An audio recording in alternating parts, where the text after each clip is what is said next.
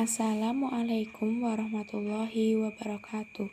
Perkenalkan, nama saya Nanin Fajar Pramestia, Program Studi Ilmu Kesejahteraan Sosial, Fakultas Dakwah dan Komunikasi, UIN Sunan Kalijaga, Yogyakarta, akan mempresentasikan hasil pekerjaan saya tentang gangguan makan atau eating disorder. Pengertian gangguan makan. Gangguan makan adalah sikap yang berbeda terhadap makanan yang menyebabkan seseorang mengubah perilaku dan kebiasaan makannya. Hal ini dapat menjadi kondisi yang serius yang akan berdampak negatif bagi kesehatan, emosi, dan kemampuan seseorang dalam berbagai area kehidupan yang penting.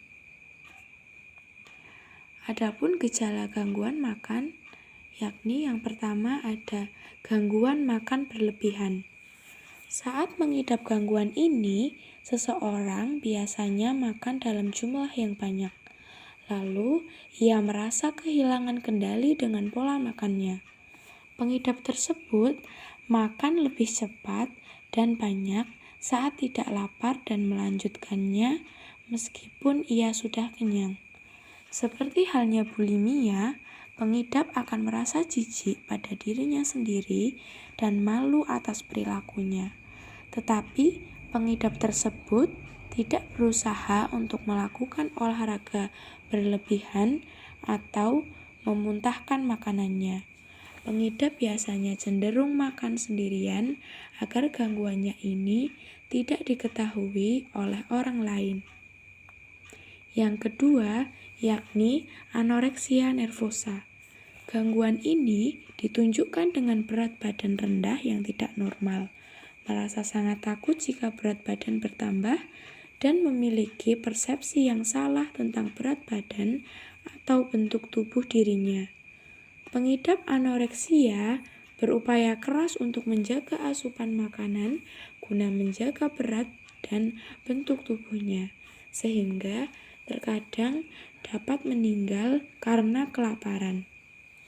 Gejala anoreksia lainnya dapat berupa tubuh yang kurus, insomnia, kelelahan yang berlebihan, pusing, kuku berwarna biru, kuku dan rambut rapuh, sembelit, kulit kering, dan detak jantung yang tidak teratur.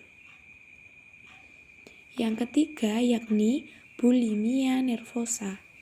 Saat mengidap gangguan bulimia, seseorang mengalami kehilangan kendali saat makan, sehingga berulang kali mengonsumsi makanan dalam jumlah yang banyak. Lalu, ia mengeluarkannya kembali, atau eating and purging.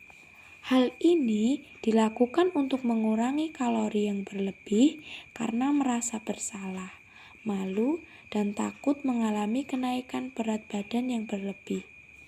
Cara yang dilakukan biasanya dengan memaksa diri untuk muntah dan berolahraga terlalu keras.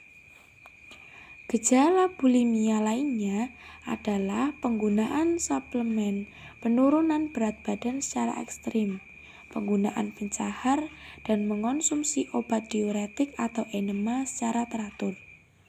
Pengidap bulimia cenderung menilai kekurangan dalam dirinya dengan terlalu keras, meskipun sebenarnya berat badannya normal atau sedikit berlebih.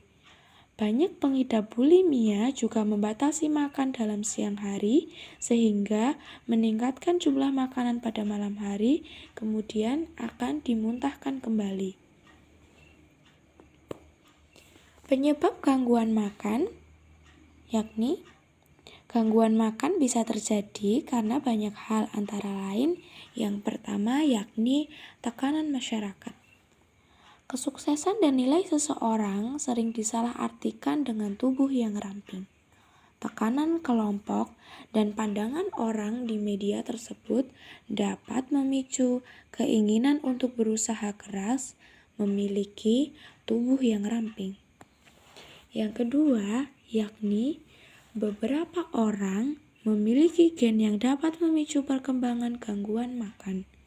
Seseorang yang memiliki orang tua ataupun saudara kandung yang mengidap gangguan makan cenderung akan berisiko mengalaminya juga. Lalu yang ketiga yakni adalah masalah emosi dan juga masalah psikologi.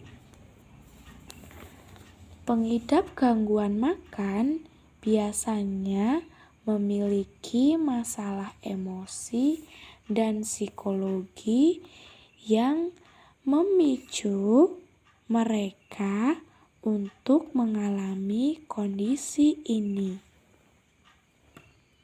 Pengidap mungkin memiliki kepercayaan diri yang rendah, perfeksionis, sikap impulsif, ataupun hubungan yang terganggu dengan anggota keluarga atau teman.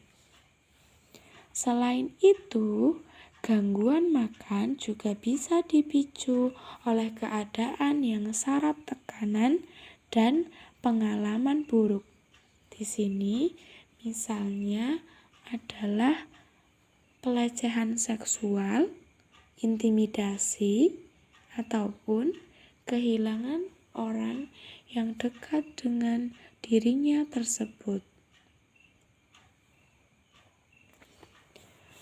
Dengan adanya gangguan makan pada seseorang, maka dapat dilakukan intervensi yakni sebagai berikut. Yang pertama yakni dengan cara pemeriksaan fisik secara menyeluruh. Di sini dengan cara seperti tinggi, berat badan, dan juga tanda-tanda vital yang lain, termasuk detak jantung, tekanan darah, denyut nadi, dan kondisi perut. Lalu dokter juga akan mengajukan pemeriksaan sinar X dan elektrokardiogram untuk memeriksa tulang yang patah, detak jantung yang tidak teratur, ataupun tanda-tanda pembusukan pada gigi yang menjadi ciri anoreksia ataupun yang menjadi ciri dari bulimia. Yang selanjutnya adalah dengan cara pemeriksaan psikologi yang lebih lanjut, di mana hal tersebut yang akan dilakukan oleh psikolog atau yang akan dilakukan oleh psikiater untuk mengetahui sikap pasien terhadap makanan, cara makan, dan pandangannya terhadap tubuh. Hal ini sangat penting untuk mendapatkan jawaban yang jujur guna menentukan pengobatan yang tepat untuk menangani gangguan makan pada seseorang tersebut. Lalu ada juga pemeriksaan darah dan juga urin yang akan diperlukan untuk memeriksa darah seluruhnya, juga fungsi hati, ginjal, dan juga tiroid.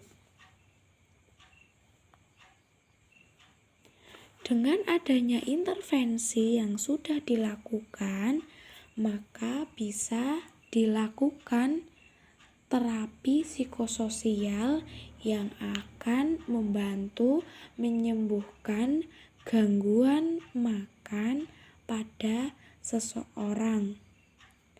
Terapi psikososial ini yakni pengobatan untuk gangguan ini adalah psikoterapi atau dapat juga disebut dengan terapi bicara guna menggantikan kebiasaan yang tidak sehat menjadi kebiasaan yang jauh lebih sehat.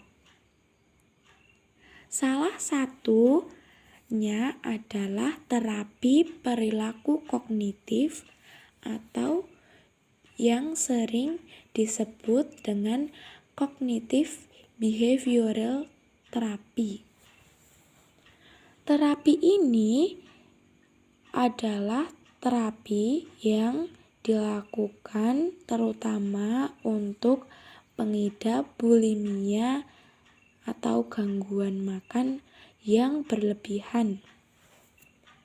Terapi perilaku kognitif akan mengubah pandangan seseorang saat ia menghadapi sebuah situasi, termasuk juga mencari penyelesaian masalah dan cara sehat untuk bagaimana ia mengatasi tekanan yang ada, sehingga pada akhirnya ia dapat mengubah sikap seseorang menjadi lebih baik daripada sebelumnya.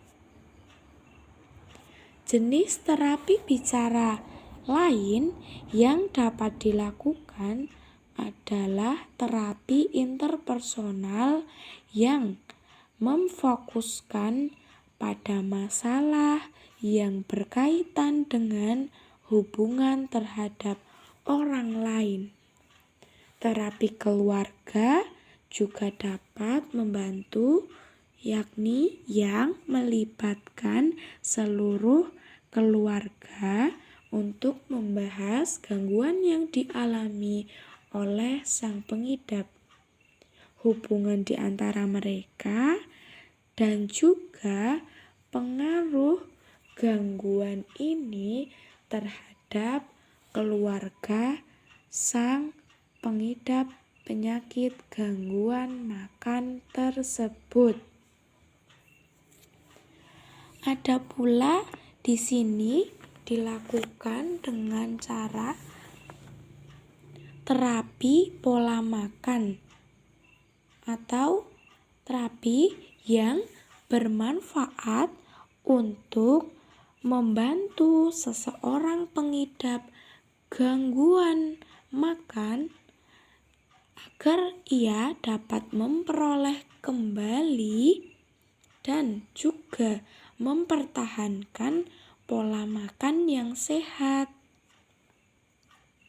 Terapi ini dilakukan oleh ahli gizi dan dokter, terutama untuk pasien dengan berat badan yang kurang akibat gangguan makan yang diidapnya.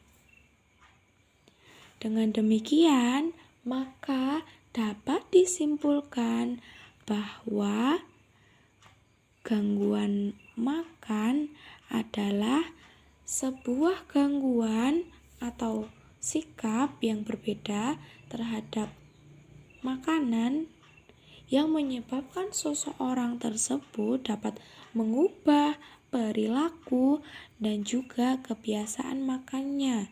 Adapun hal ini dapat menjadi kondisi yang serius yang akan berdampak negatif bagi kesehatan, emosi, dan kemampuan seseorang dalam berbagai area kehidupan yang penting. Gangguan makan ini dapat diatasi dengan cara menggunakan terapi psikososial yang di sini dengan cara terapi bicara ataupun juga terapi perilaku kognitif atau yang biasa disebut dengan cognitive behavioral therapy. Mungkin cukup sekian yang dapat saya sampaikan. Terima kasih atas perhatiannya. Mohon maaf atas kekurangannya. Semoga Penjelasan saya dapat bermanfaat untuk kita semua. Wallahul muwaffiq ila aqwamit thoriq. Wassalamualaikum warahmatullahi wabarakatuh.